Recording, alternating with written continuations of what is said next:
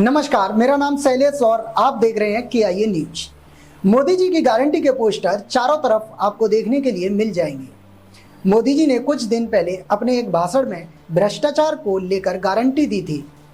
पहले आप यह भाषण सुनिए। मेरी गारंटी है, भ्रष्टाचार हटाओ। बड़े बड़े भ्रष्टाचारी आज सलाखों के पीछे हैं। क्या मोदी जी वाकई में सच बोल रहे हैं? लेकिन कुछ मीडिया रिपोर्ट्स ने मोदी जी की इस गारंटी को झूठा साबित कर दिया है।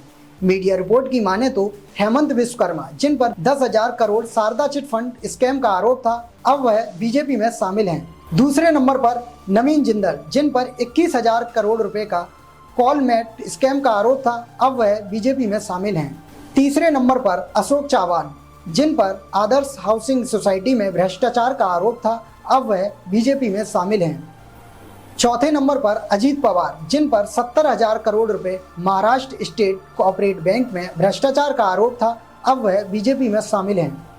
पांचवें नंबर पर प्रफुल्ल पटेल, जिन पर 30,000 करोड़ रुपए का एयर इंडिया स्कैम का आरोप था, अब वह बीजेपी में शामिल हैं।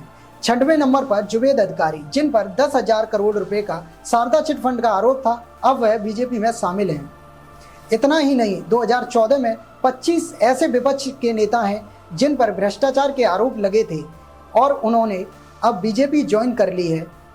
ज़्यादातर जिन पर भ्रष्टाचार के आरोप लगे हैं वह बीजेपी द्वारा ही लगाए गए थे।